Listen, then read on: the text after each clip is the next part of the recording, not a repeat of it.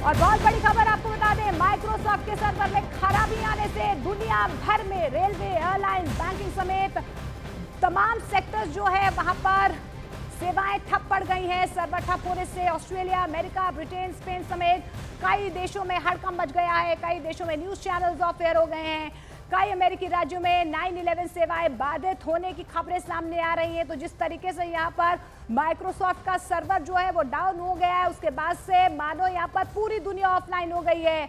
America से लेकर Europe के कई ऐसे देश हैं जहां पर सेवाएं प्रभावित हुई हैं, लेकिन भारत में भी इसका सबसे ज्यादा असर जो है वो रेलवे और एयरलाइंस पर देखने को मिल रहा है। बैंकिंग सेक्टर्स जो है वो ठप हो गए हैं, स्टॉक एक्सचेंज वो ठप हो गई हैं।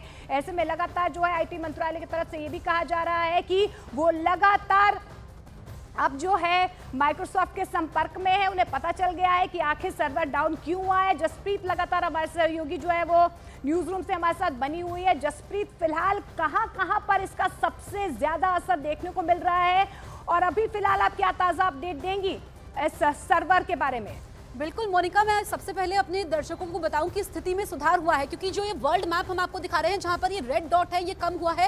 हालांकि अगर हम बात करें कनाडा की, हम बात करें अमेरिका की, तो यहाँ पर स्थिति में सुधार हुआ है। लेकिन यूरोप के कई देश ऐसे हैं जहाँ पर अभी भी संकट बना हुआ है। अगर हम भारत की बात करते हैं तो भारत में खासकर मुंबई की बात करें, पुणे एयरपोर्ट की बात करें तो यहाँ पर अभी भी संकट बना हुआ है। अब देखिए, अगर हैदराबाद एयरपोर्ट की हम बात करते हैं भारत में, तो यहाँ पर अभी एक फ्लाइट कैंसिल हुई है, 16 फ्लाइट डिले हुई है। अभी भी यहाँ पर स्थिति विकराल है, 73% उड़ानों पर असर पड़ा है। यानी कि ये जो भारत के शहर है, अगर हम दूसरे शहरों की यहाँ पर बात करते हैं तो इसमें पुणे एयरपोर्ट को हम देखते हैं कि पुणे एयरपोर्ट में इस वक्त स्थिति क्या है।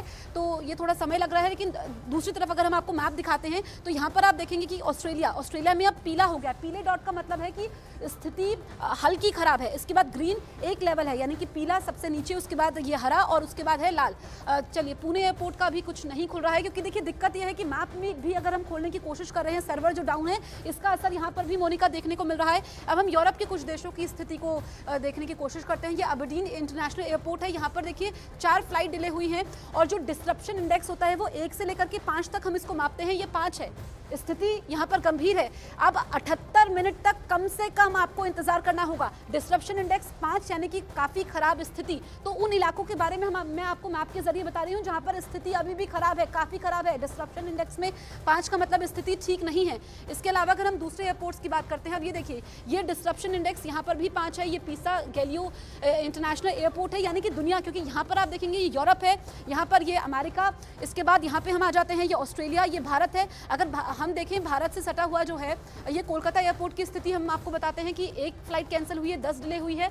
अब यहाँ पर अगर हम अपने पड़ोसी देश की बात करें, बांग्लादेश की, तो जो पहले हम आपको दिखा रहे थे स्थिति में सुधार हुआ है।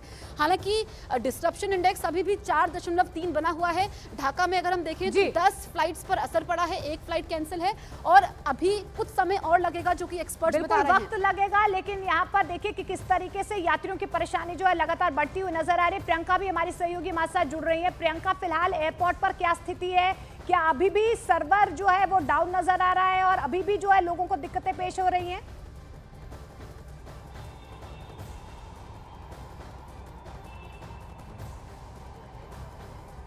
प्रियंका,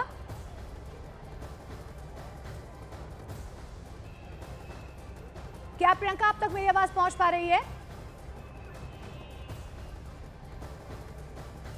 देखिए, जाहिर तौर पर अंदर क्योंकि चेक इन अभी भी मैनुअल मोड से चल रहे तो उसमें दिक्कत है, लेकिन मैं आपको ये दिखाऊंगी कि बोर्ड जो चल गया है वहाँ पर आप देखें तो सीधा यांगोन की फ्लाइट जो है वो देरी से दिखा रही है, राजकोट हिरासर की फ्लाइट जो है वो देरी से दिख रही है और रांची की जो फ्लाइट है वो कैंसिल हो गई है, साथ ही देहरादून की फ्लाइट कैंसिल हो गई है।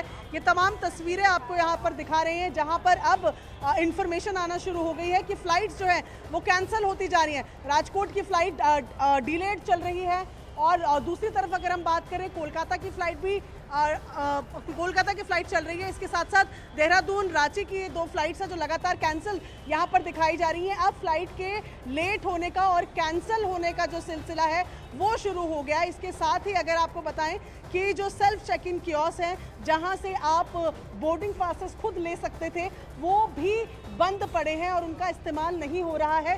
ये तस्वीरें अगर मैं आपको दिखाऊं तो आप देखें कि यहाँ पर आम दिनों में सबसे ज़्यादा भीड़ होती है क्योंकि लोग प्रेफर करते हैं कि वो एयरपोर्ट पर आकर कम से कम अपना बोर्डिंग पास खुद निकाल लें। लेकिन आज ये बोर्डिंग पास की तीनों मशीनें जो हैं वो आपको खाली नज़र आ रही हैं, बंद पड़ी हुई हैं, काम नहीं कर रही हैं, क्योंकि चेक इन हो ही नहीं रहा है। चेक इन केवल मैनुअल तरीके से हो रहा है। दिक्कतें पेश आ रही हैं, अभी भी जो है वेब चेकिंग नहीं हो रहा है। आप हमारे साथ बने